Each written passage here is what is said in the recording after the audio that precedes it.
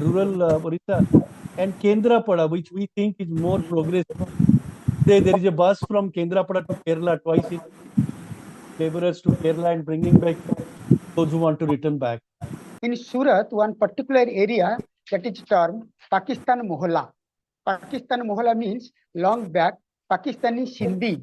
Sindhi Pakistani, they came here for work. But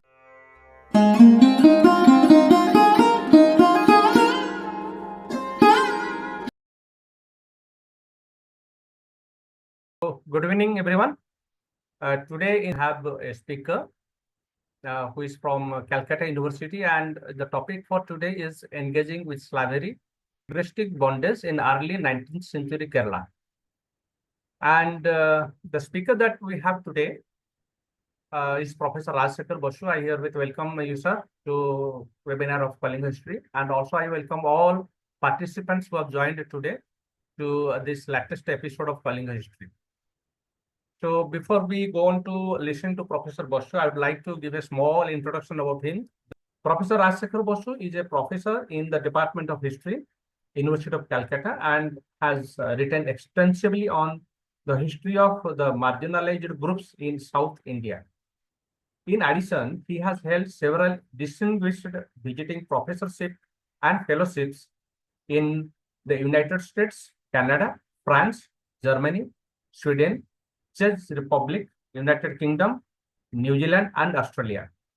He has published with the leading international academic press and has been directing several projects funded by national and international funding organizations. So it so happened that I met Professor Basu in a seminar which was conducted at Institute of Materials and Mineral Trading Technology on topic of changing of name of Ravensa University. So there I requested him to give a talk on Kalinga History channel, which is readily agreed. So we have him today. So thank you, Professor Basu, for accepting my invitation and agreeing to appear on Kalinga History channel. And thank you also for suggesting this very interesting topic. Kindly, sir, kindly give a talk. Start your talk. Thank you, Vishal Babu, for inviting me, and for all the people who actually, are involved with this very good project on which goes under the rubric of Kalinga history.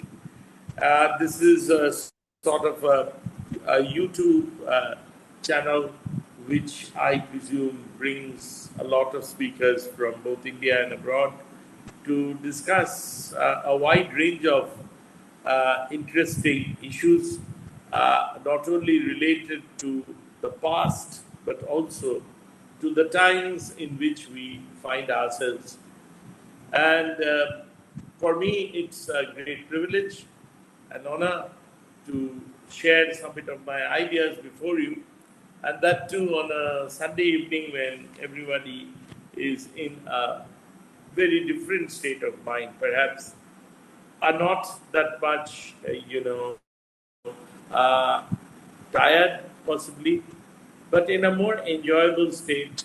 And I would not like to tax your leisure hours. I would keep it as brief as possible and would take up some issues for interaction once I finish whatever I have to say on agrestic slavery and this entire debate on free and unfree labor, which actually prevailed over the long 19th century in Kerala. Now, the recent debates on the abolition of slavery have essentially dealt with two interrelated issues.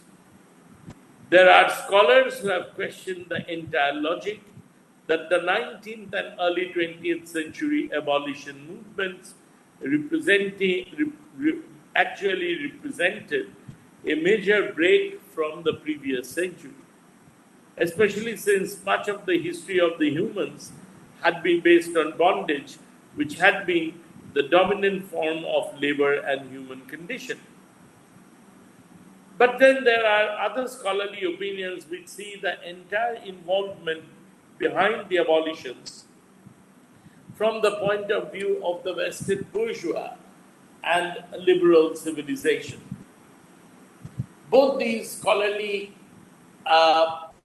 assertions are definitely influenced by the European understanding of historical developments that had particularly taken place during the last 2 centuries or more. Now, the history of the international anti-slavery movement, or the global anti-slavery movement, reveals very clearly how and why the definitions of slavery were continually expanded to include many more practices which were part of an exploitative system. And while there are lengthy discussions on chattel slavery, there are also discussions on different forms of bondage, ranging from agrestic servitude, agricultural bondage, to that of mandamiento and the peonage system. The fact that needs to be emphasized is that the anti-slavery movement of the 19th century was by no means a crusade that actually came from the British colonizers.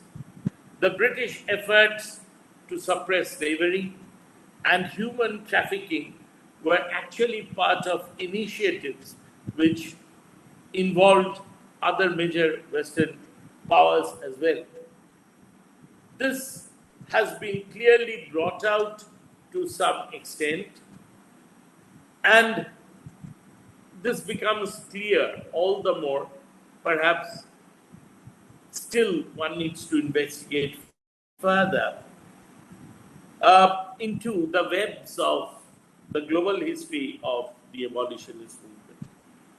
Now, the anti-slavery movement of the 1830s that were primarily centered in Britain had made only passing references towards the coercive labor conditions that might have prevailed in the subcontinent. And as such, any discussion on the territorial possessions of the East India Company remained outside the orbits of colonial philanthropy. Even if the news was pouring in from India, how much of it was really accommodated within the discourse of colonial philanthropy, that also remains a matter of doubt. Now, the top echelons of the company were particularly ill-prepared to accept the logic of abolishing slavery in their Indian territories. Such views were also supported by a section of British parliamentarians who thought that such a policy would not only turn out to be ill-conceived, but unfortunately would be too hasty a decision. Now, despite these debates in the official circles over the exact nature and character of slavery, that too in London and elsewhere in the British Isles, there was little disagreement that slavery in Malabar, in the Deep South, was definitely one form which needed to be discussed. It was seen as a more typical, a regional, or a local phenomenon, quite different from the other variants that might have prevailed in different parts of the world. The slaves in Malabar, as we know, were employed to cultivate the arable lands, which were believed to be in good physical condition, considerably, and the slaves were dependent, and the landlords usually depended on the slaves because they were the only people who could provide cheap labor. Now, since the cultivation of these lands essentially involved rice cultivation, the entire process of cultivation itself was very intensive, requiring quite a large agrarian labor force, and the slaves belonging to the so-called low or quote-unquote untouchable communities were drafted in to slavery, and they were to provide the cheap labor. But still, the slaves in Malabar were believed to be in good physical condition, possibly better off than those who were living in the interior parts of the Malayalam country. And because the general experience of the slaves in the Malayalam speaking areas was that of starvation and wretchedness. It was also argued that most pradial slaves who were attached to the soil, were hardly in a worse state than the ordinary free farmers around them. So it was said that even if they were small tenant farmers or farmers who had certain proprietary rights over the land, still their conditions were not that good. And compared to them, the condition of the slaves were not that bad. Now, in such a situation, there was a general assumption that the proprietors of the slaves lacked the authority to exercise the power of life and death over them. There was little that the proprietors could do other than taking recourse to corporal punishment. The territory of Malabar, then being under British control, might have convinced a section of the British official dom that slaves, like any other subject population, enjoyed the protection of British law. However, these assumptions were strongly challenged by the testimonies that were presented in the General Anti-Slavery Convention of 1840. There were reports that slavery in the territories administered by the native governments or the governments of the princes was highly exploitative and was based on unfair practices, which more than often had led to disruption in the familial bonds. It was pointed out that the treatment of the male domestic slaves appeared to be mild compared to the female domestic slaves who remained more at the mercy and will of their masters. But doubts persist whether such conditions really affected the vast majority of the slave population. Now, we find that in the early years of the 19th century, particularly in the 1810s, there was an attempt on the part of the British official classes to investigate the conditions of slavery and that of agrarian tenure in South India. And this led to very, very detailed district-wise study, which have found a place even in the Law Commission reports of the late 1830s and those of the early 1840s. Now, I don't go into the details, but would like to point out, as you are aware, that the Madras presidency in those days, as it was known, essentially was subdivided into three major areas. The huge Telugu-speaking tracts, which stretched from the north and down to the south, the Tamil-speaking regions in the south, and the Malayalam speaking regions which were actually lying in the southwest. Now, we find that the English officials, the high ranking English officials, they were of the opinion that the laborers in the northern part of Madras Presidency enjoyed the status of free men, while in the Tamil country and in Malabar and the adjoining Kannada speaking areas, a large number of laboring classes lived in a state of bondage. And this bondage was since times immemorial. Now, anthropologists like Kathleen Goff have argued that this bondage was related to changes in the agrarian economy of these regions. She felt that while agrestic servitude was by no means the creation of colonialism, the British intrusion into South India, that too in the late 18th century, had increased the dependence of the agricultural laborers on the Brahmin as well as the powerful non-Brahmin landowners.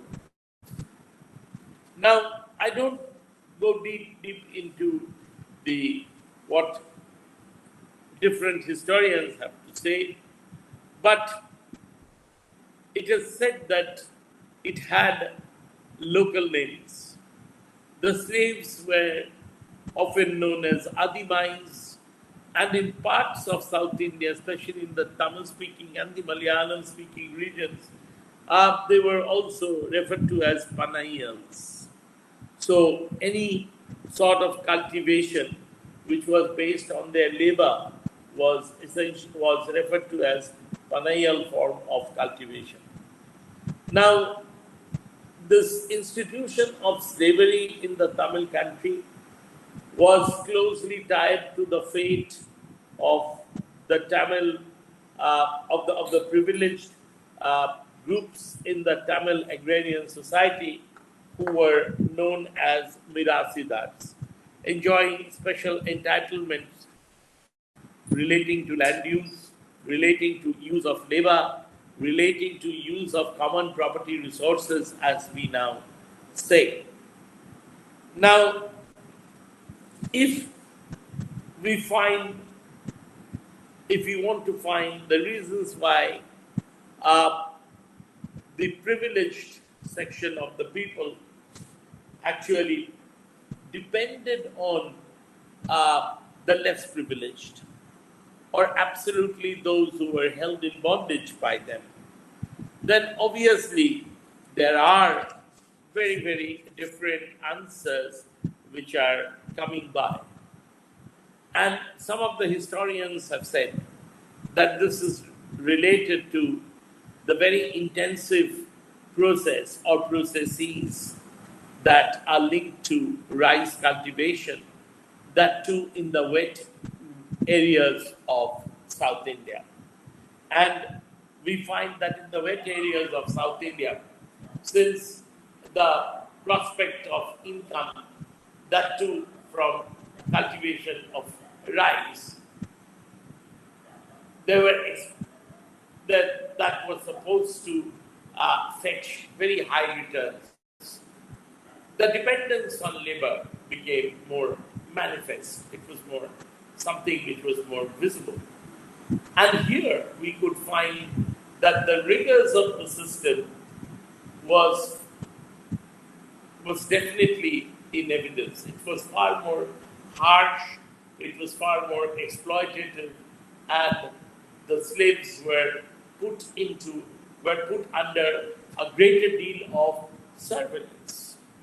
Whereas when one moves into the dry regions of South India, the slaves actually had more of freedom, and there were more chances that they would actually free themselves from this institution of bondage and be in a position to set themselves up as petty proprietors of land, making income from groundnut cultivation, and so on and so forth. And we find that there are also certain versions that come from development specialists like Haruka Yanagisawa and many others, who argue that while there was the existence of agrestic servitude in South India, particularly in the Tamil tracts with which they were concerned, slavery got affected because we find that over time, the privileged groups actually, they left for the cities. Those who owned the lands, they left for the cities. And the lands actually, they started selling off their lands by the 1930s. Many of the Brahmin families which had once owned the lands, their lands passed into the hands of the non-Brahmin clean castes. And as a result of that, many of the families which now became proprietors had their roots in trading and commerce. And they directly did not want to actually participate in cultivation. And that explains why they brought in a new method of land management. And they found that it would be better if they parceled out their lands to small tenant farmers. Now, this is a process of these economic developments which have been time and again talked in great details, do hold the reasons as to why the system of bondage, which at one time been so popular, why it declined. And similar is the case with the western part of the Tamil districts, which is known as the Konkunan region of Tamil Nadu. And there also we find that the impact of industrial and economic development, it did have an impact on the labor force. And there are certain, correlations that one can see between development and bondage.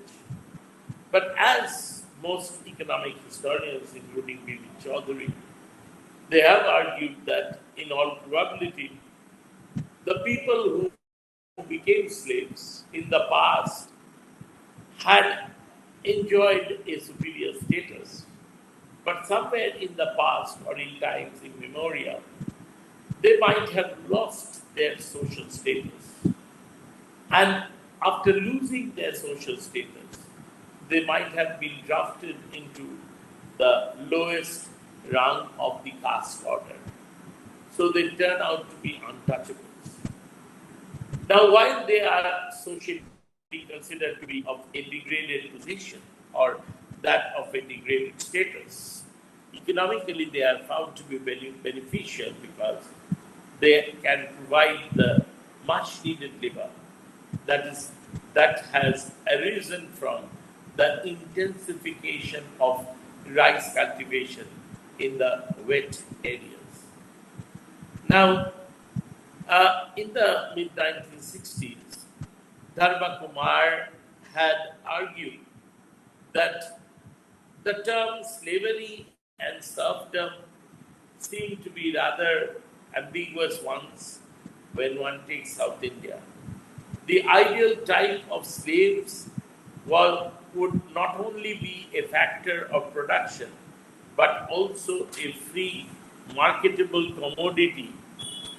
At the other end of the scale, we would find that there would be smaller producers who would actually play a big role in the total production.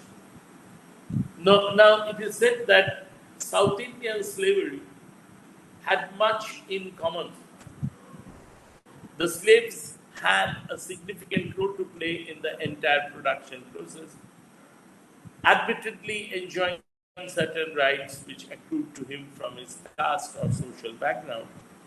Although the group as a whole, they occupied the lower tiers of the caste order, There were further hierarchization among them. In the sense, there were gradations within them, each subgroup articulating their rights and sharing similar set of disabilities.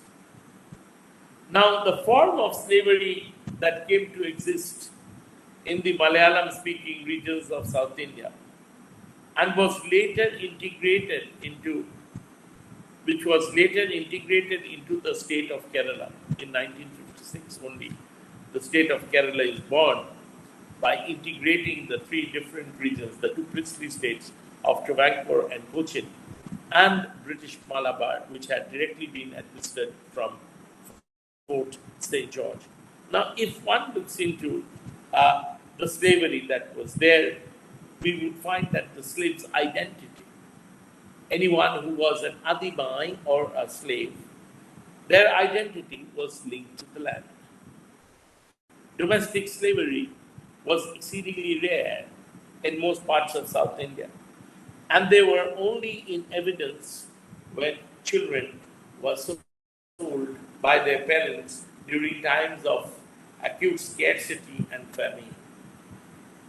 Now, these slaves were described as being held, I quote, being held precisely under the same tenure and terms as the land itself. Now, this form of slavery can hardly be kept separate from the experiences of bonded laborers in South Asia, which was actually mired in poverty and that of both caste and class discriminations. Landlessness was a universal phenomenon in the countryside, and this made the laborers depend more on the privileged social groups for both food and shelter. Now, the traditional economic system or mechanism in Kerala was based on a symbiotic relationship of occupational caste functioning according to the rigidly prescribed patterns of behavior, providing at once economic security and defining status and role pattern, and those linked with rank and status. The vertical system of rights and obligations, however, were not wholly confined to the village. Such overlappings, like those visible in terms of hypergamy among the upper castes, contributed to the unity of the Nad. The kingdoms of Kerala prior to the British rule had preferred to divide the territories into districts or Nads, headed by feudatory chieftains under the Raja, which in turn were divided into villages. Political authority in the villages were vested with the eldest of the wealthiest Nair household. The village lands were owned by the royal lineage, but were held by the royal lineage, the chieftains exercising their control over lands, and the temple lands being controlled by the Nambudri families. It is indeed a very complex rural scenario, which might have been too baffling for the British administrators to come to any sort of interpretation or to come to any sort of solid understanding. The British officials fell back on ancient terms such as allodial slaves of the soil, agricultural serf, villian, adscriptus glebe, and so on and so forth. But for certain, none of these fitted with the South Indian situation that prevailed in the 19th century. But whenever Malabar was discussed, it was said that the situation of the slaves there in Malabar was definitely deplorable when compared to the rest of South India. So the wretchedness of the slaves of Malabar was a recurrent subject of discussion, though it had once been said that the condition of the slaves in Malabar were definitely better than the condition of the slaves in South America, in the Caribbean islands, or in some of the European or imperialist possessions in the Indian Ocean. Now, in the early years of the 19th century, the practice of agrestic slavery, nonetheless, came to be well documented in the reports of the English officials. Francis Buchanan undertook an extensive tour of South India in the early years of this century, and he was convinced that the slaves in South India in general were treated as the property of their masters or lords. Throughout the 1820s and 1830s, the collectors of Malabar reported that the Cherumas, the term which was one of the largest groups which formed the slave population, the Cherumas were treated as the absolute property of the landlords, and they were frequently sold and mortgaged. That means that chattel slavery was widely prevalent. The price of the slaves, it was reported, varied according to their quote-unquote tribal and quote-unquote caste affiliations. At the same time, the landlords retained control over the children of his male and female slaves.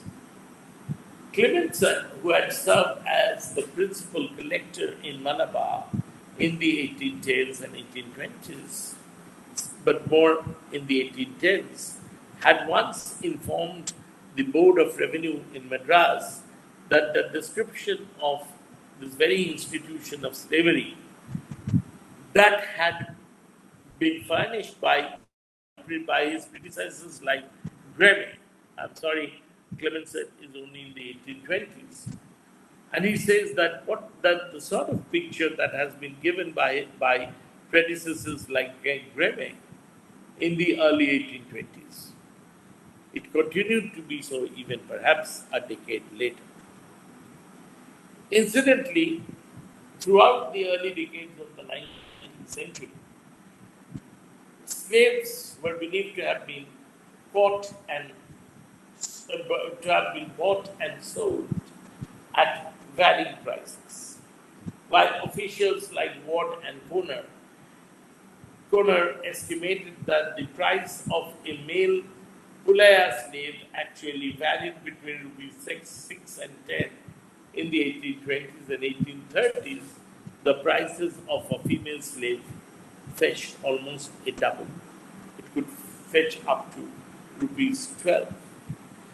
Now, English officials like Remy observed that in Malabar, the prices of slaves continued to rise because of the extension of cultivation. He felt that with this growing demand for labor,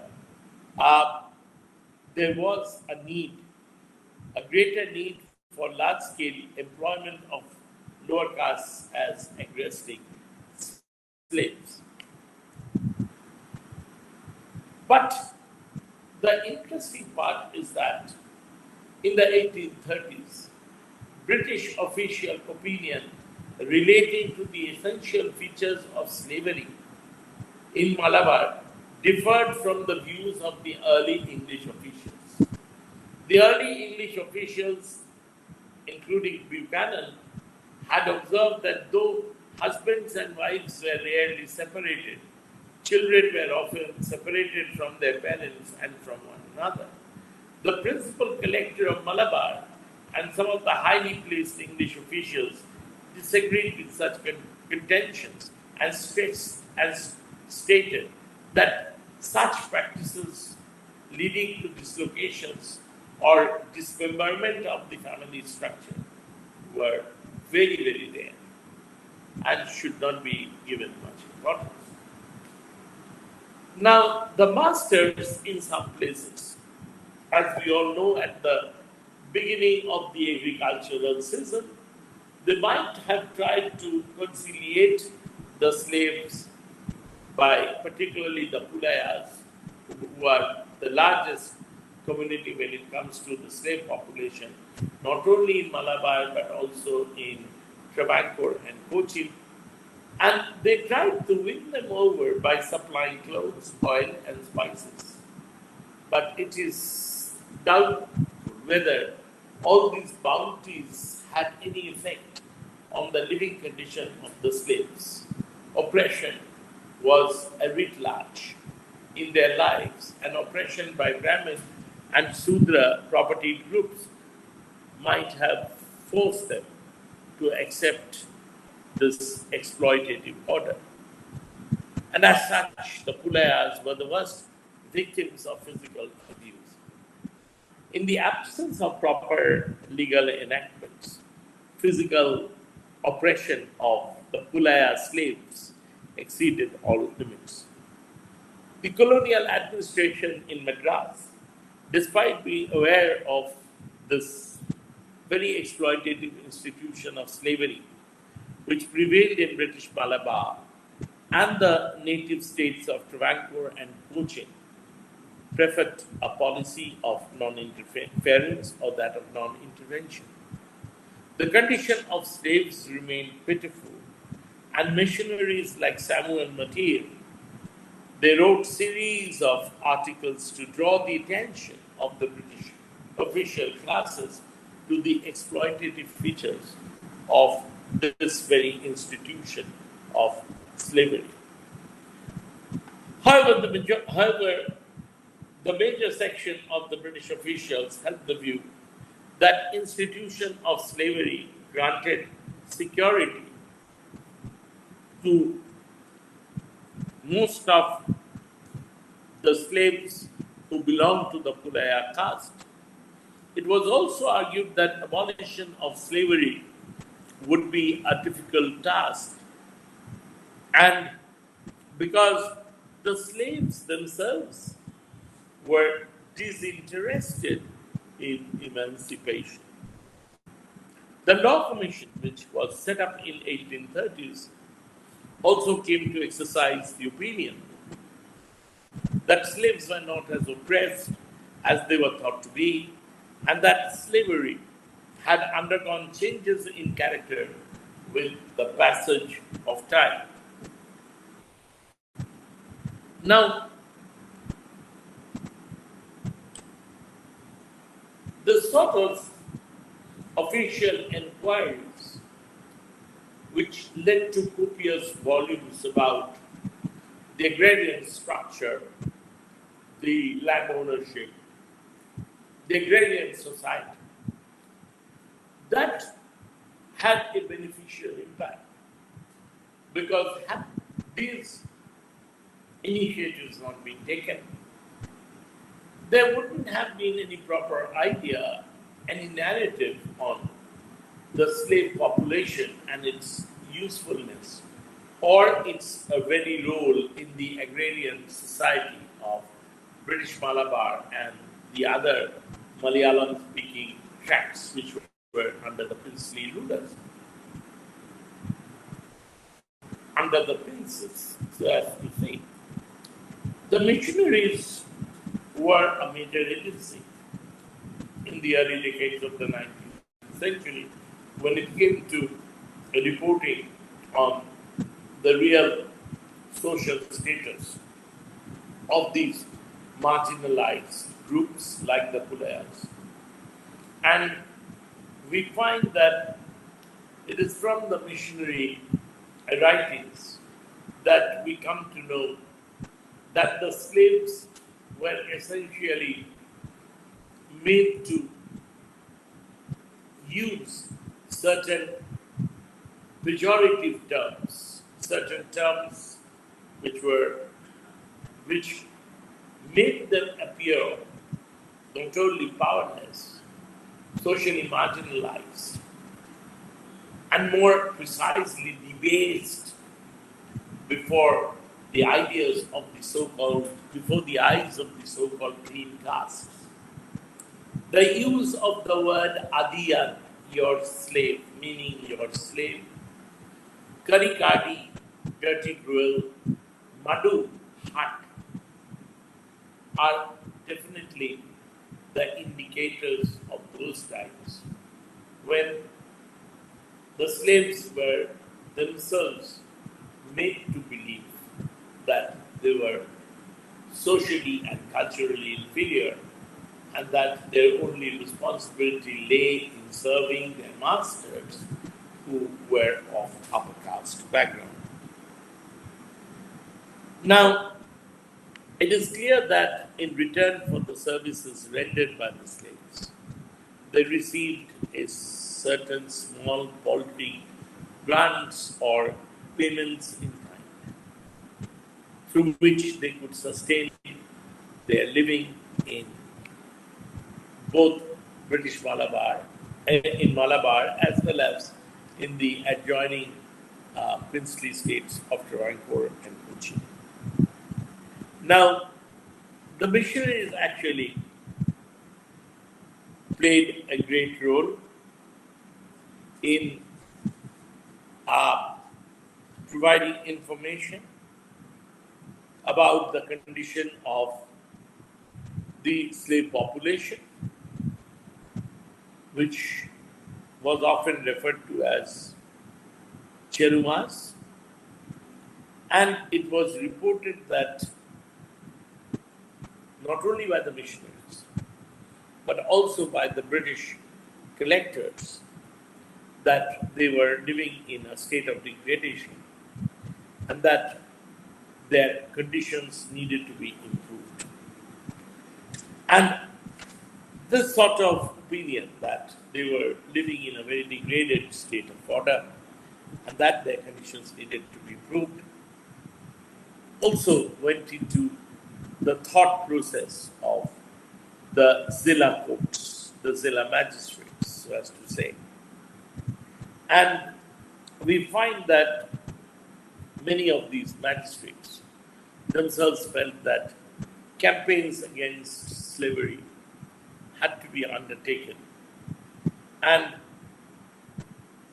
the judges of the Sadr, as the Fauzdari Adalats or courts, they were frequently of the opinion that this form of human debasement should actually be replaced and a much more respectable form of labor should be utilized or should be created and utilized in the Malayalam speaking regions.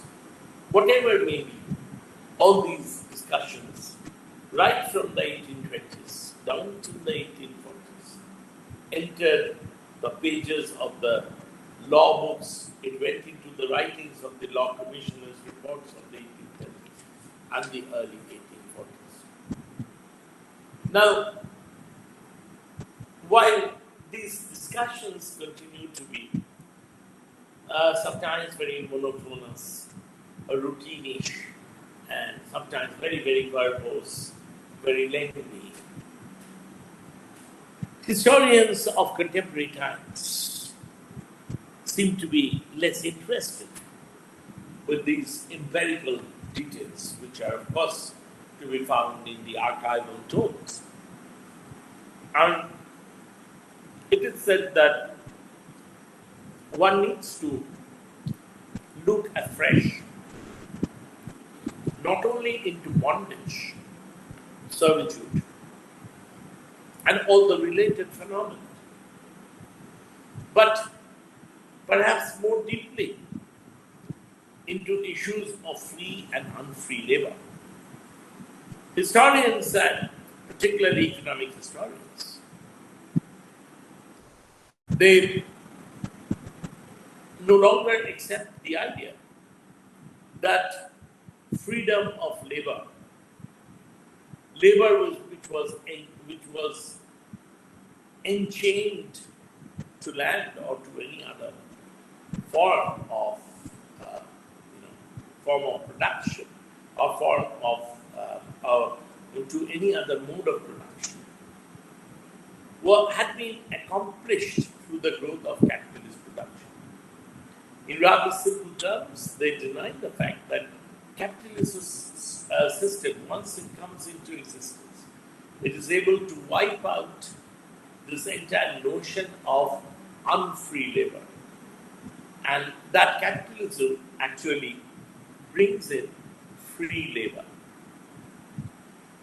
It has been argued that capitalist system within it hides unfree labor. So the transition from unfree to free, as had been envisaged by many through the workings of the capitalist system, is now coming under a great deal of challenge from a new generation of social historians. The abolition of slavery, it is argued, did not put an end to the non-market restraint on labor and the introduction of indenture and restrictions on mobility, which might have been expected because of the worldwide expansion of capitalism. Utsa Patnaik has argued that the colonial system and the later phase of imperialist control were intrinsically dependent on unfree conditions, thereby establishing the very point that there can never be a correspondence between capitalism and freedom of labor. There have been scholars who have raised the question time and again as to whether the traditional form of agrarian bondage was perhaps more humane than the new bondage that prevailed at the bottom of the informal sector economy, especially where in those conditions where labor it gets mobilized in a state of immobility. It would be wrong to think that landless labor enjoyed greater protection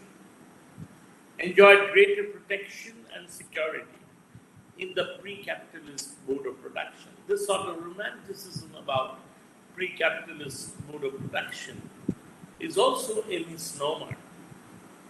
In most parts of South India, the erstwhile landlords, while maximizing their power and prestige,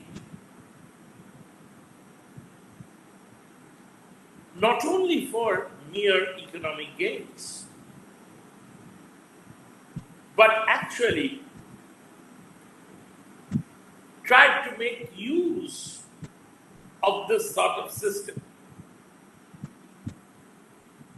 to exact as much of labor as possible from these people. And in this sense, they were the new patrons of labor.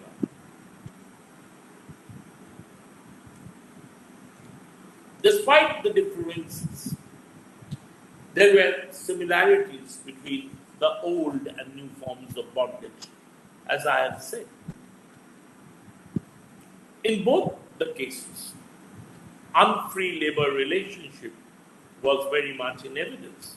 So even if you see what happened to post-abolition, particularly the situation in 1850s and 1860s in Kerala and in parts of Tamil Nadu, where the Adimai system was in vogue, you would not really be able to make out that there was really any clear-cut distinction between free and unfree labor. So, the contracts, the agreements, that of a laborer in the sense of the laborer on one side, and with the privileged person who exercised control over the land on the other side, the proprietor, it still worked. And still, the ex-bonded laborers or the or the former slaves continued to labor in the fields of their old masters, guided by such agreements, and also trying to live off on the basis of the advances, the monetary advances that had been made to them by the privileged or the landed groups. So this inevitably would keep them in a state of bondage. As you were referring to in the case of Orissa, that this sort of system hardly changed, despite this entire debate that went around with abolition of slavery. Now, this particular situation that prevailed in South India can be interrogated from the point of view of the writings of Eric Williams, who actually wrote a seminal work, Capitalism and Slavery. And in this particular work, he was one of the first who brought out the connections that existed between the emerging industrial capitalist order and the exploitative slave labor-based plantation system in the West Indies. He argued that quote-unquote Negro slavery and the slave trade provided the capital which might have financed the Industrial Revolution in England and the subsequent maturity of industrial capitalism, which in phases might have led to the very elimination or destruction of the slave system. But the fact is that this entire debate between free and unfree labor has yet to be resolved. Now, to take you further, slavery was abolished in the 1840s through the Slavery Abolition Act of 1843. And if you clearly follow the Slavery Abolition Act of 1843, it was said that the landless laborers who had once been tied to the lands of their lords, they were freed from agrestic bondage, and that they could freely walk into the category of free laborers who would be up for the recruitment, because the capitalist system slowly and steadily was making its presence felt in South India through the plantation systems or through the plantations. But as Ravi Raman and several others, as they have pointed out, it is good to assume as to what the philosophy of abolition actually means. But then, it is only a philosophical statement hiding the real intentions. And if slavery at all in South India had been weeded out, much because of the tireless campaigns that are launched by the missionaries. The missionary zeal to weed out slavery was also not simply guided by altruism. Rather, the missionaries were also a part, an agency. They had a definite agency in this emerging capitalist system, because many of them, in course of time, had also bought up lands in the upland areas and had tried to set up their own plantations, both tea, coffee, and other items. So they took advantage of the economic processes linked to both related to commodification of production, as well as related to those of commodification of labor. And as a result of which, what was essentially guaranteed through the abolition of slavery was mobility of labor, so that there would be an easy passage of labor. The major part of the population, of the slave population, had been tied to land. And since the plantations required a labor force, labor was freed, and this labor made its way to the plantations. But could it have its own way? Because once again, the freed labor did not have the money, did not have the economic resources to maintain his freedom.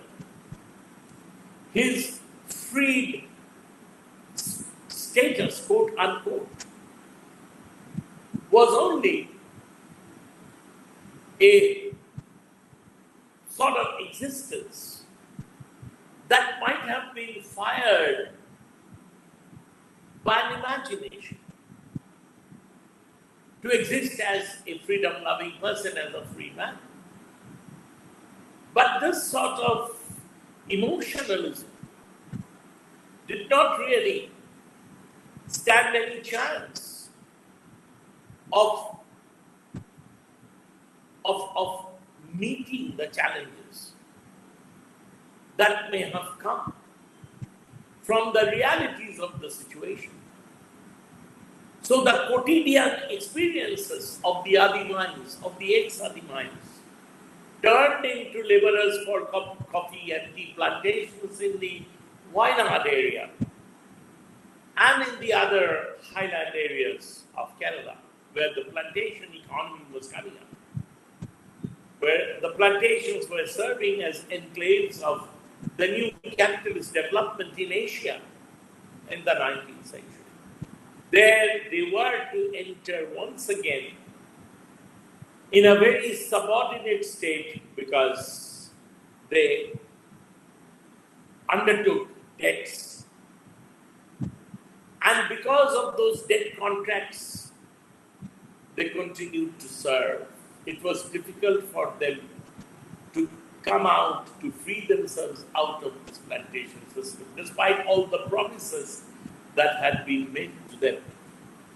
And this is what Ravi Raman and many others, when they talk of penury, paupery, and indigence associated with the plantation system, it is here that they make a breakthrough, saying that the capitalist system did sustain this unfreedom. So, if the capitalist system at all guarantees freedom, it is freedom in unfreedom, where there is very little chance of them to act on their own as freedom-loving or freed individuals. And we need to look more deeply into these very issues of freedom and unfreedom. Now,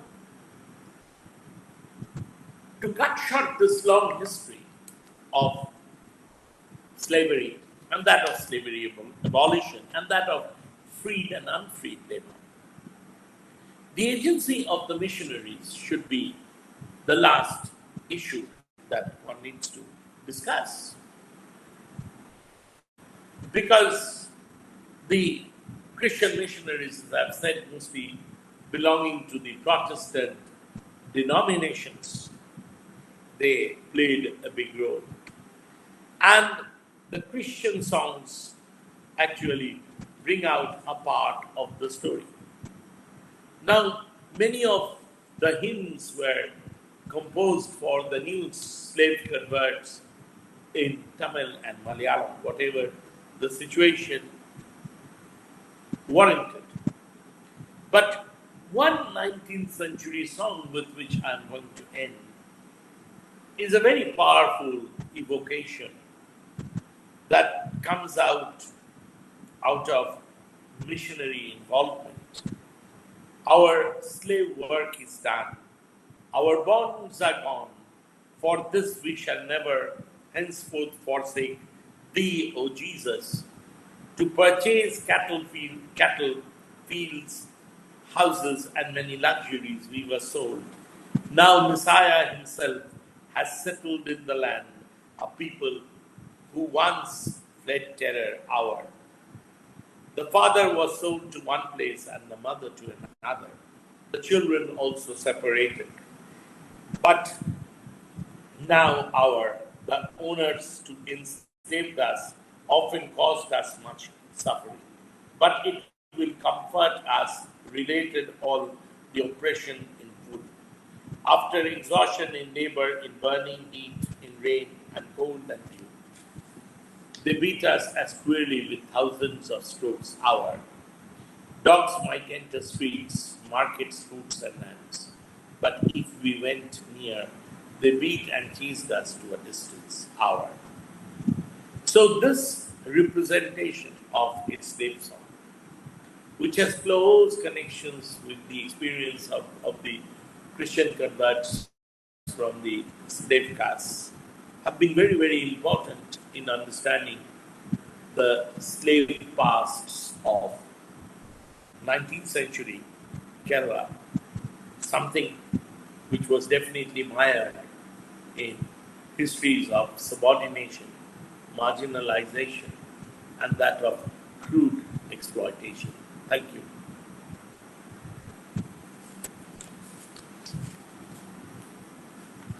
Thank you, sir. Actually, when I initially said that it would be similar to something that was also rampant in Odisha, I was totally wrong.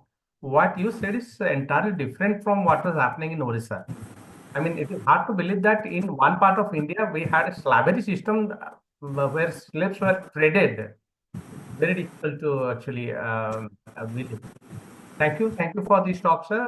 I'd like to invite participants to put in their comments or questions if they have any. Before that, I would ask my friend Umi Daniel, who is working in the similar field of laborers or migrant laborers. So, Umi, can you please unmute yourself and switch on your video camera and give your comments?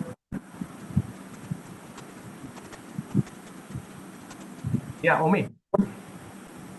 Hear me? Yeah, yeah.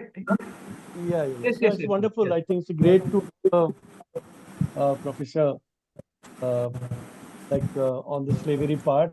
Really enjoyed his talk.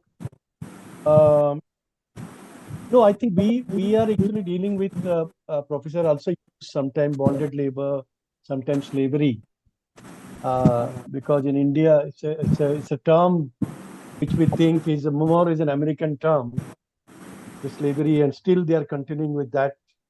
But in India, we have bonded labor in many names. In Orissa, we have Goti Shramik, we have Holias, we have many such names. Also, Dadan is also a kind of bondage system which we have. So I think we have in Orissa, and after the law came into practice, 1980, Orissa has found 50,000 bonded people who were rehabilitated. And Socioeconomic caste census recently I presented has identified 8,000 tribals as living under bondage. So I know in contemporary also the practice of bondage is there. It's not there completely, but historically what Professor Basu has said is very correct. The entire journey, and also then the modern slavery. Modern slavery would be some other state, like which we are now experiencing in various sectors. And so I think it's very enlightening. I think beyond contemporary bondage, contemporary modern slavery is an issue, uh, and that could also be discussed. And I really found Dr. Basu said like how this intergenerational bondage was also there, and it was there also with the tribe. We have seen in the district of Malkangiri, we have identified through the government survey 700 bonded laborers, and many of the children were bonded because their father had borrowed money and they died. I know, I think we can discuss this sometime, the current practice of bondage and the situation in Orissa. Thank you, Professor Basu, for such a wonderful uh, like no account of you provided very good historical perspective on the slavery conditions. Thank you. Thank you. May I just respond because you had been. I hope I'm audible. Yes, sir. You can hear me. Yes, yes. We can hear Well, you. yes, of course, a lot of issues on bondage and that of freeing these people from the bricklanes or from road laying work or even from the agricultural sector had been part of the debate of 1960s and 70s when the Bandhua Andolan was very much active in different parts of India trying to free them. And the 1976 law, as he might be referring to, is often taken up by sociologists and anthropologists to know whether it has really guaranteed a sort of freedom for these people who are bonded to different industries and to agriculture sector as well. Whether it was really freedom in that sense of the term. So if the debate is there even in the 1970s and 80s whether legislations have been able to free them at all, I think that also lends support to this very idea of freedom in unfreedom. At one length of time, it was thought that these people who had migrated in search of livelihood to bricklands or to newer areas or to newer pastures and had taken up different sets of occupation, might have been freed from their immediate rural surroundings or immediate rural hamlets, and they might have gained freedom. But as it is seen, as Daniels himself says, that this in this particular situation, we find that they were trapped into another new form of bondage, which was neo bondage. And it is the very system or the prevalence of this particular institution of neo bondage or neo bondage systems that plague not only Orissa, but it plagues almost the entire country because there is absolutely an absence, a paucity of statistics, and very few agencies have the rights to explore into these particular conditions of work and that of the conditions of the laborers themselves. Because that essentially is stopped by most of the political parties and regimes, and that is a real matter of doubt, and it is a matter of worry as well as to how many of our fellow citizens really live in this state of unfreedom. So, obviously, the more we try to get into these issues, perhaps we might not be able to solve the problem. But of course, we can educate people, we can be more informative. And my task as a historian was possibly to give you the background to the form of movements, agitations, struggles that go on to free these people from the unfreedom, from the fate of unfreedom that too in present times. Thank you.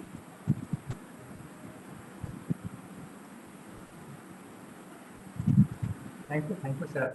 Sir, I have a question for Omi. Omi, please tell me whether we also in Odisha ever had any arrangement where the bonded laborers were traded, like Basu sir was telling. I mean, they were traded like commodity, I mean, actual slave market. Did you have ever, do we have any instance where the bonded laborers were traded? Omi, unmute karo. Say, but when we talk about indentured laborers, pre-British time, I think those days, Yeah. also people were taken to different places. And one of the places that large number of tribals were taken are to the Assam tea gardens. Right. You know, through agency. Later on, the British has come up with the agency, but previously that the agent used to come, they lure them, they trap them, they force them. So those kind of things were happening. Later, the British came in, and secondly, also like in tribal area, we found also there were tribals who were actually entrapped under the bondage, but not like that. Dr. Basu, which said in the southern India, Right. must mostly in Tamil Nadu and other places, the way. So he mentioned about plantation worker. I think many people were taken later on in Wayanad and other places. Also, people were. Today, you can see that tribals from other states are working in Wayanad plantation. The things have changed. And who took them there? Mostly the middlemen who recruit them from Orissa, Jharkhand, and other places, and they take them. We have done a study in that area, in Wayanad area, Chamrajnagar and Wayanad. That's how people are recruited to the tea gardens there in Wayanad. And we found from Ranchi, from other places. Now these people are now replaced by the locals. The locals are no longer they're working more, but you'll find in plantation sites are more. Last landslides which taken place in Wayanad, we were also wondering whether how many tribals have died, those who were working in that plantation sites. But yes, I think there are considerable number of people who are now being replaced either from Karnataka, Jharkhand, also Orissa. Tribals are working in now in a large number in those plantations. Probably those kind of aggressive, which Professor Basu used. That's not very aggressive servitude, but yes, I think there some places it's there. Thank you, Omi. Dr. Dhananjay Bhanja, probably you have some question or some comments to make.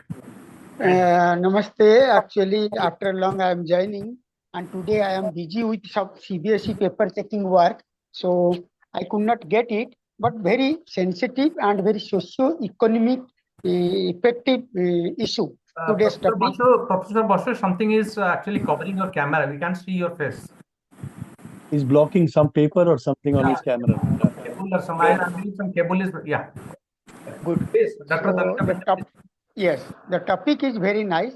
It is very useful and beneficiary for our postgraduate, graduation level students. It may be a research paper, synopsis type. And my question, actually not question, I want to know what state governments are doing. We know we are getting day by day, month by month, year by year educated, and our GDP is growing. We are stable in financially level. So what government is doing, supporting that bondage system, Dadan Shramik. Nowadays also in Surat, where I am living, there are so many lakhs of Odia people, they are working. They are not termed as bondage. They are getting daily wages, salary. So this is also in modern term type of bondage. If Gujarat They are hiring persons from Odisha through middlemen. Nowadays also middlemen, they are working in South, Ganjam, Barampur, Baleshwar. So many areas middlemen are very active. They are getting commissions, 10%, 20%. So that bondage system of traditional method, now it is termed as daily wages system. And railway, plane, train in Corona time also. So many workers, they left Surat after Corona. These companies, they arranged a plane also to bring back those workers. These workers are also, we can term bondage, because in Orissa they have lands, they have works, facilities, yet they are coming here for maximum amount of salary. What our state governments are doing? This is my first question. Second question, from Odisha to Kerala, vice versa, think about it. From Kerala to Odisha, our bondage workers are working in Odisha in any industrial area, or in coastal area, or in Kaju field. So I want to know from Kerala government, from Rajasthan, from Karnataka, other state government, are they are supporting this system, or only Odisha is supplying to other states? This is my inquiry. Please, thank you. Wonderful. It brings us to the old question that perhaps the agrestic servitude might exist in very remote areas. We are not very clear that agricultural bondage might exist in some very interior parts of India. But this neo-bondage, which is a part of this neo-capitalist system, we cannot deny neo-bondage at all.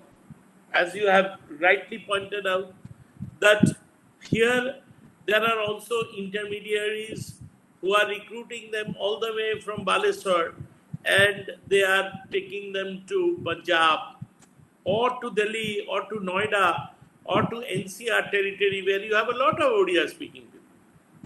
And perhaps if you are in a new place and you stop the car, and immediately you can find out from his or her own dialect that he or she, that the person is a Bengali or Odia speaking. Very similar sort of language skills and intonations they have, even when they are speaking Hindi, which is absolutely a foreign language to them, and it's an alien territory. Now, their conditions, if you see, at least in the NCR region, what I have seen and what I have tried to really think about is that they are in a very, very bad condition. And there is no reason to believe that their conditions are better off in Bangalore, where they are migrating in large numbers. Their conditions are better in Thiruvananthapuram or in Kannur or in, for that matter, Cochin.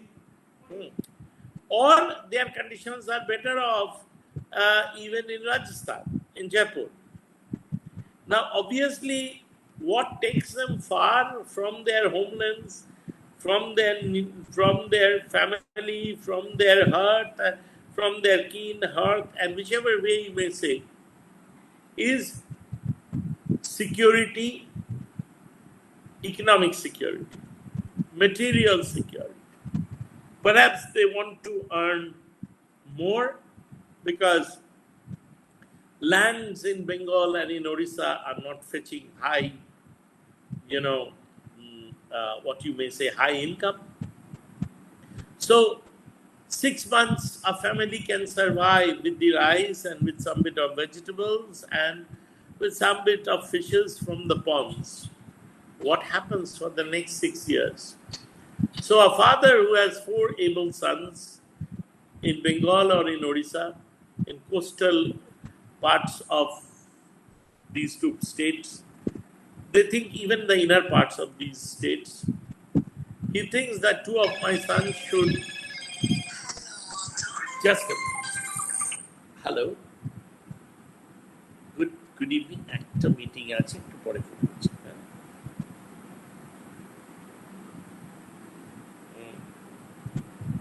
Now the fact is that as a father, he knows that as the leader of this particular family, he wants to maintain his family stock. He doesn't want to see his family get broken up. So 2 of his sons leave. The family doesn't know what sort of condition exists there, except the fact they know that their 2 sons who are in Bombay or in Baroda are earning a lot of money, which might not be the case. They are actually duped by the agents, as you have referred, who work on commissions and who are the modern day Arkatis. They are the intermediaries. They actually sell out wild promises, and wild promises attract these young men to migrate. But there, they live in very deplorable conditions, in hutments which are unfit to live, very sort of very dirty surroundings, unhealthy sanitary conditions prevail. There is every chance of getting infected with whole lot of viral and bacterial infections, which can be deadly at times, fatal. And the amount of money they earn, even if it is given as a wage, a daily wage, or a hafta wage, a weekly wage, or a monthly wage, that also is almost near starvation wage, because that only enables him to eat the bare minimum, not to save much. So the savings that he had expected is not to be made. Even if one Odia or a Bengali a laboring person earns 30,000 rupees in a very expensive city like Bangalore, he spends 25,000 or 26,000 to maintain himself, and the rest of money cannot be seen as big savings. It is just a very small, paltry amount that he saves.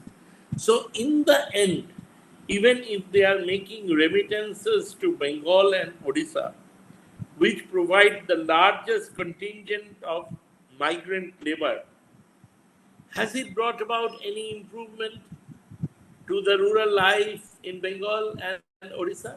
It could have. It didn't bring, because the amount of money which was remitted was so paltry that it could not actually influence their family members to start some business or poultry or set up a dairy farm on their own. That money wasn't there. Whereas the people who migrated from Kerala to the Gulf, because that's another form of migration. That is not domestic migration. That is a migration to a foreign land. And there they made enough money to send it back to Kerala. As a result of which, the rural scenario in Kerala changed, because it became more urbanized, or Kerala is a far more urbanized state than most other parts of Eastern India. Because the agricultural land is just going off. It is like one town, and in between there are some orchard lands and then another town. So that is not happening in the case of Odisha and Bengal. Now, so far as our migrant populations are concerned and what these states are doing, perhaps no Indian state actually regards it a worthwhile initiative to actually delve deeper into the very issue of agricultural laborers, bonded laborers, or migrant laborers. Our state structure doesn't have much room for maintaining a very viable, statistical regime that gives us an account of what is happening. The sort of migration that is taking from the rural areas to the urban localities, and that too covering big distances. Sort of narrative is simply not there in the government documents. It should have been there. It is not there. So what can we say? The state cares little, because after all, it is the poor people. They are very poor.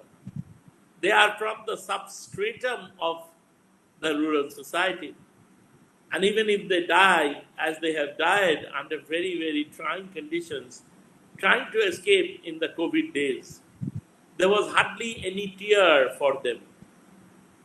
There was hardly any sympathy for them, neither at the level of the government or even the middle class intelligentsia had very few little words to say, very few words of empathy for the families who have lost their bread earners.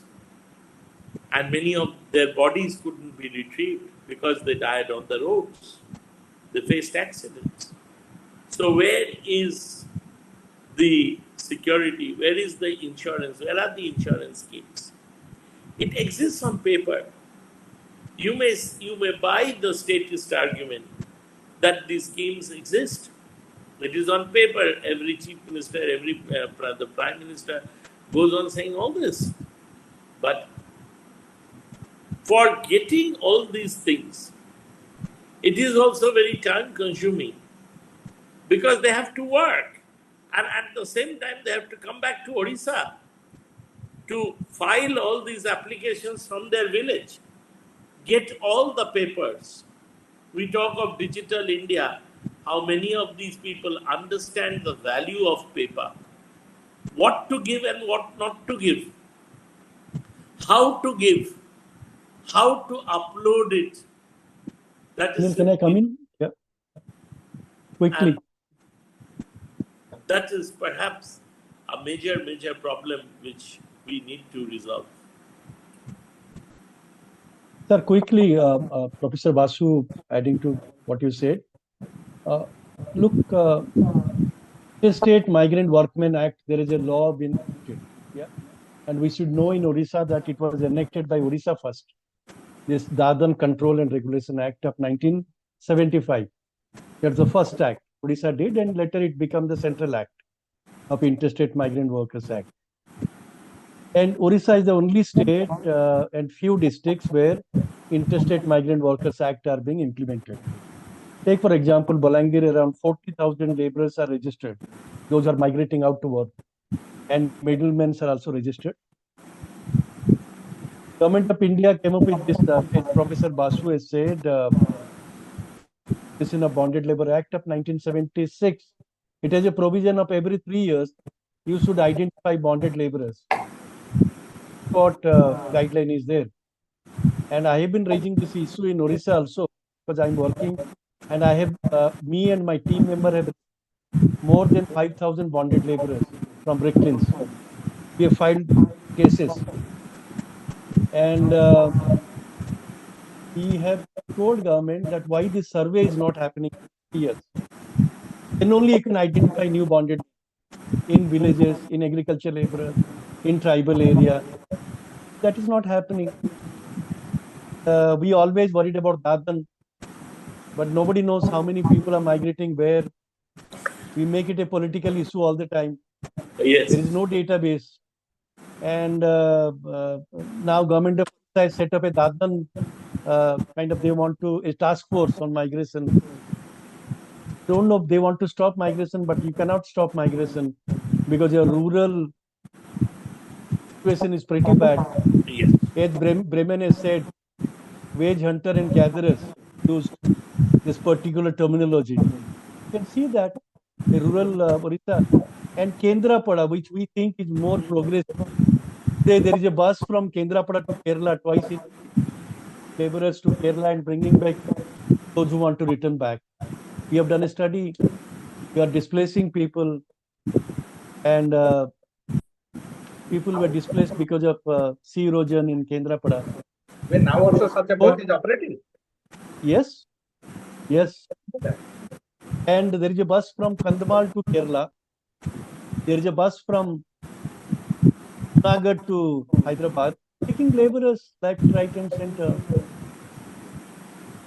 But we are doing some work in Ganjam now, and I was talking to the collector.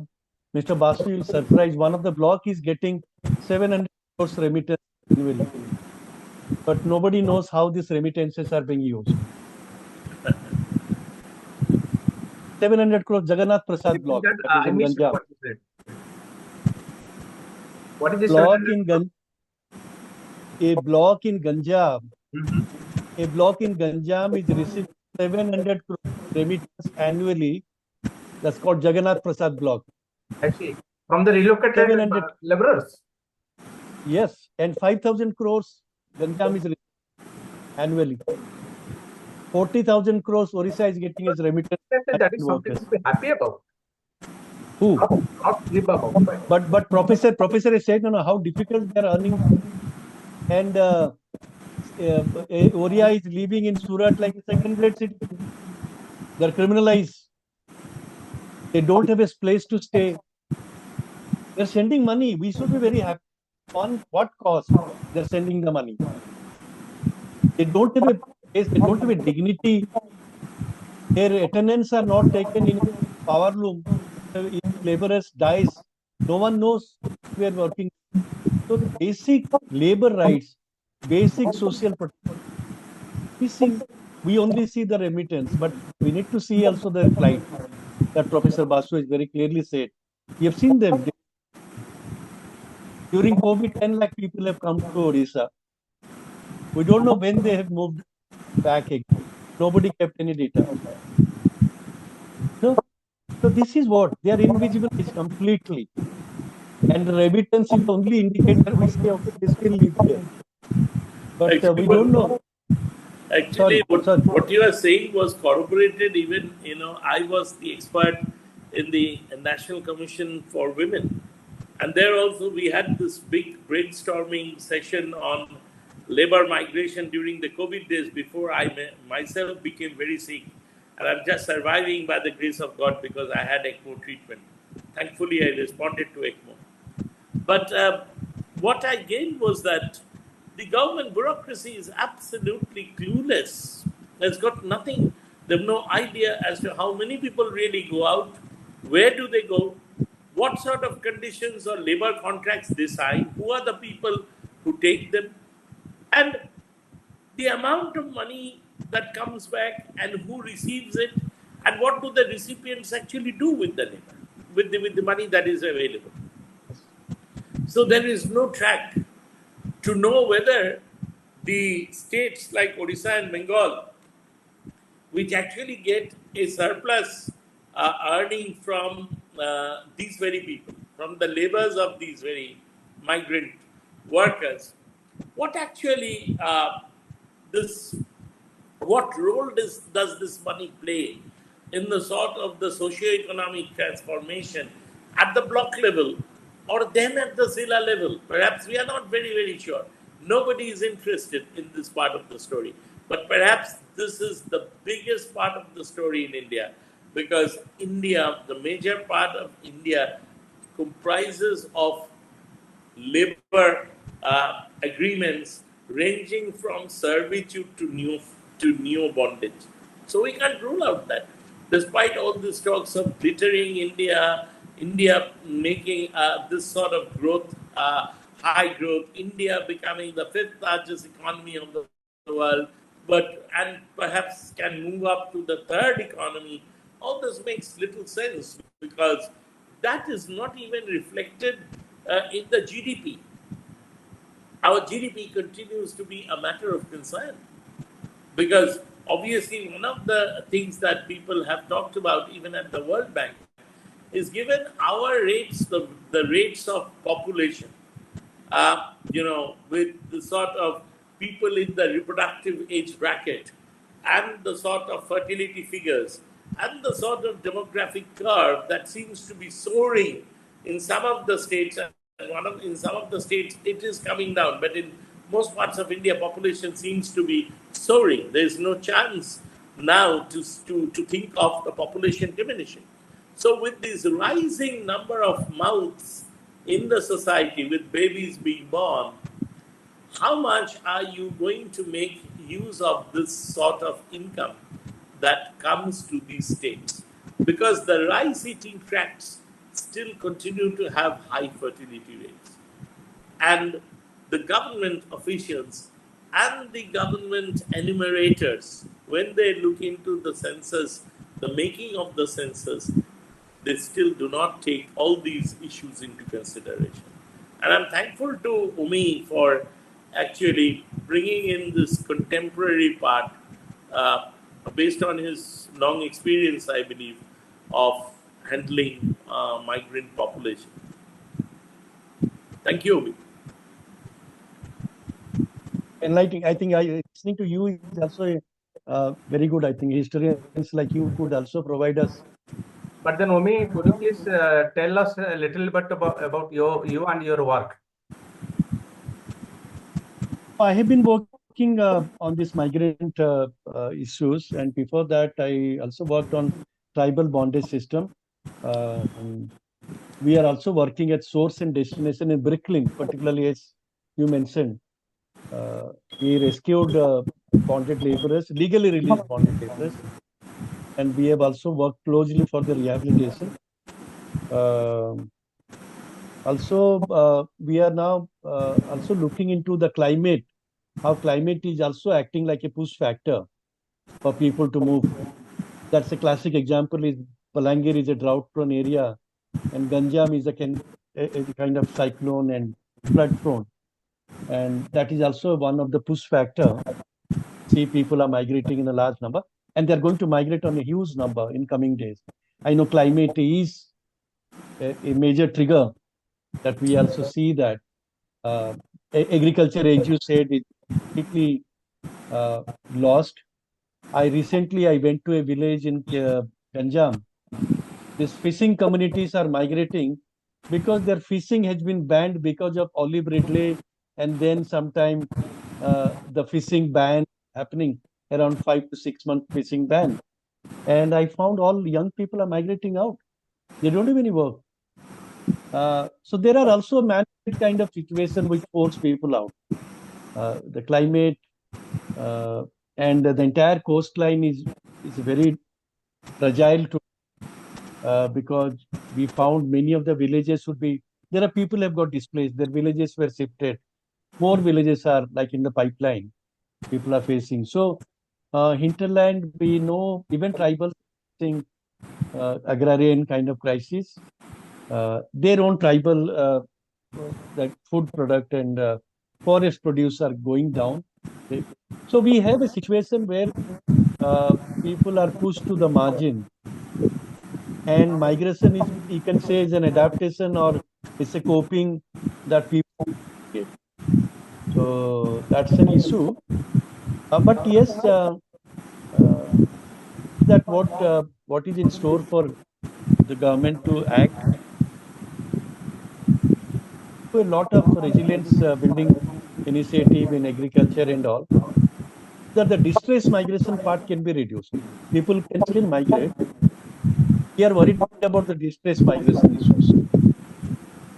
Here I should stop. Yeah, it's too late. Thank you, Omi. Yeah. Thank you, Omi. There is just one request from my personal side.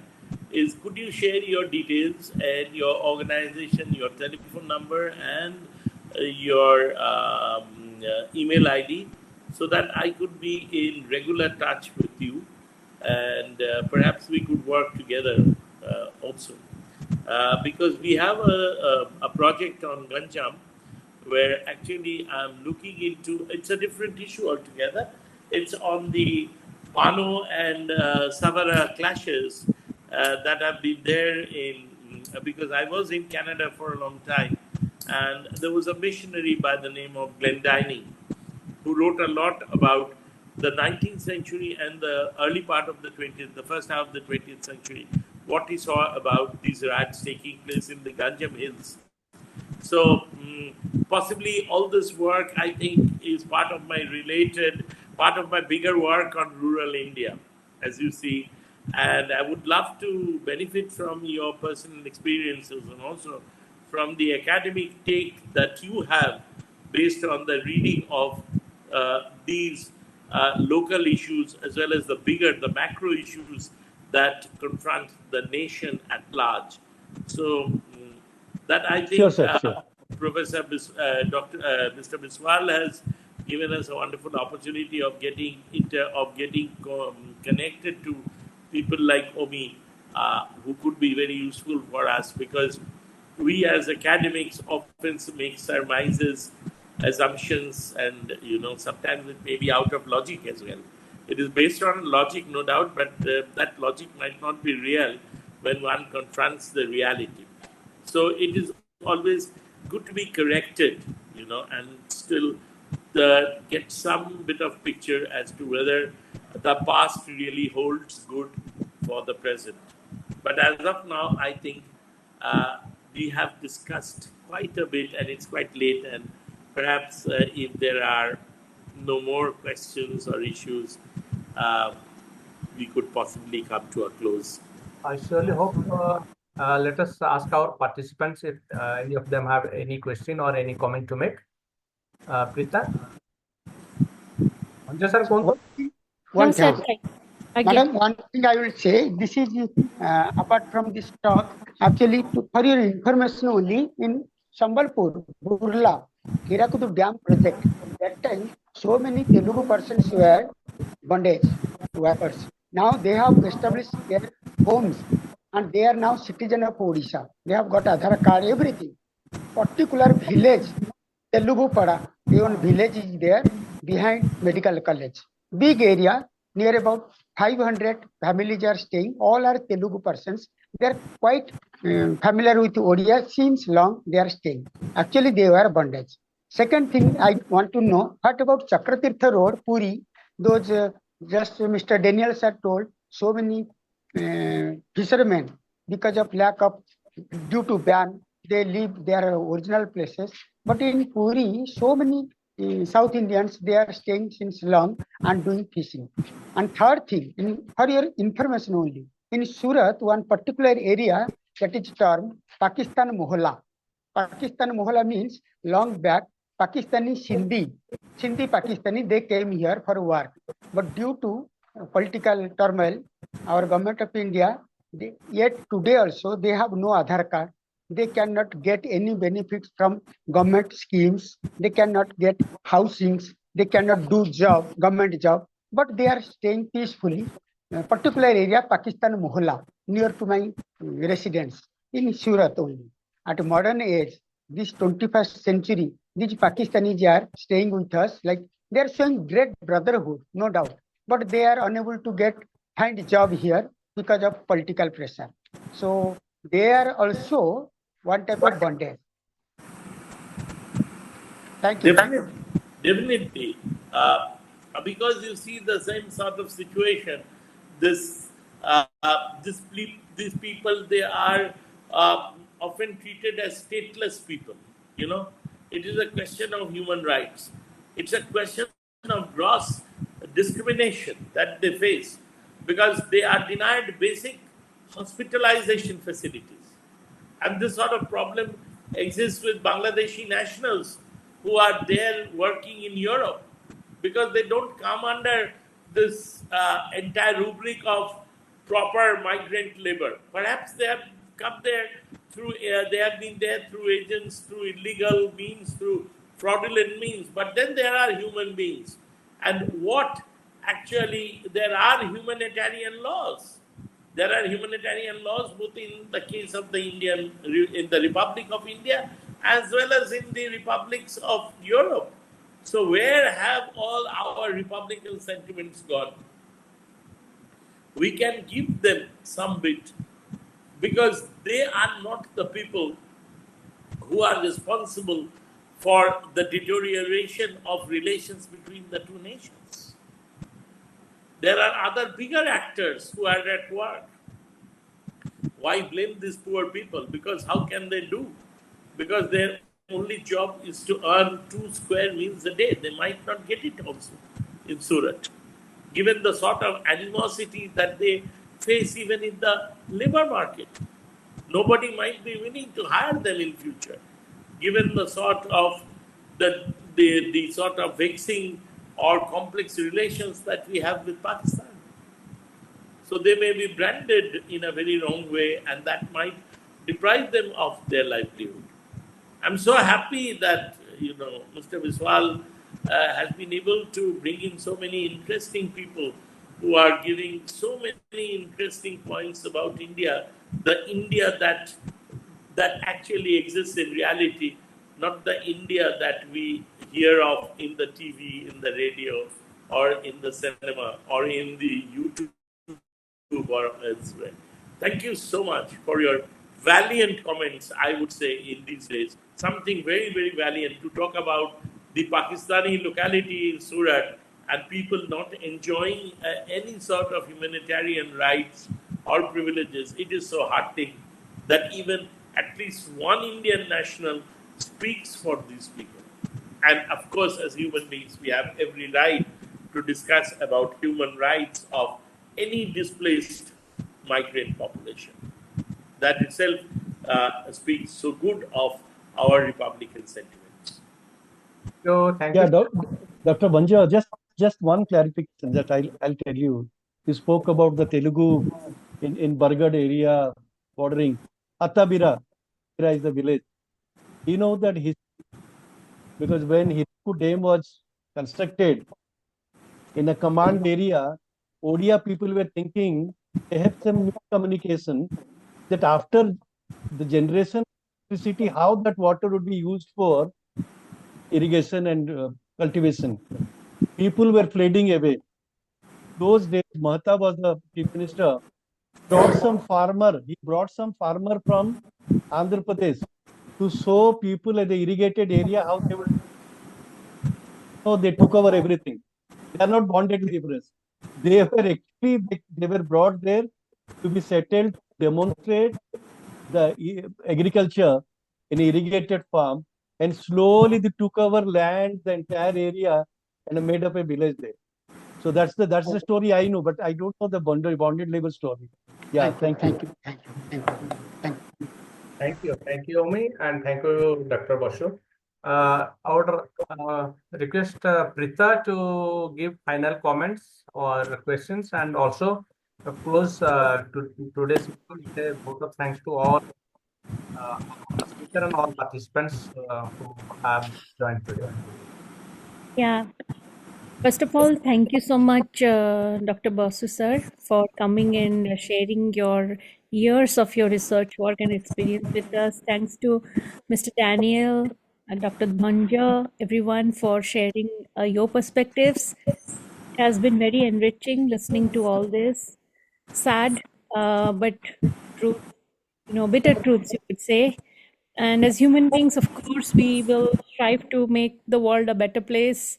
And it all starts with us. We should not fall back on the government or organizations or anybody. Like, it starts with each of us. So at least each of us, if we are educated about this and understand the plight or dilemma or the root causes, then at least if we can make changes in our own community level, I think the changes would speak for themselves. So thank you again, sir. I don't have much to ask because a lot of it has already been discussed. So looking forward to more talks from you, sir. Thank you so much. Thank you. Thank you. It was really a privilege. Let me put in my vote of thanks to you from my side, to all of you, that it was such a wonderful occasion to speak before you, to come up with certain ideas, possible assumptions, and then to be a part of this very lively interaction. It was really a very, very exciting sort of moment or moments where you came across so many different ideas, so many different thoughts, but all related to this vexing issue of human development. And it's still a long, long way to go, perhaps. Thank you so much. Professor Basu, before closing down, I'll just like to inform you that Umi Daniel is my classmate, my friend. We both belong to the same place. So I'll definitely connect him to you. I have already shared my contacts, sir, through the message on this Zoom message. Hope you have seen that on your board. If you can open that message, yeah. I will request Biswal sir to just kindly forward it. Sure. I'll do the needful. Okay. So thank you. Good night, sir. Good night, Thank you. everyone. Thank you. Good night. What a pleasure. What a pleasure. Thank you. Thank you, everyone. Thank you. Thank you.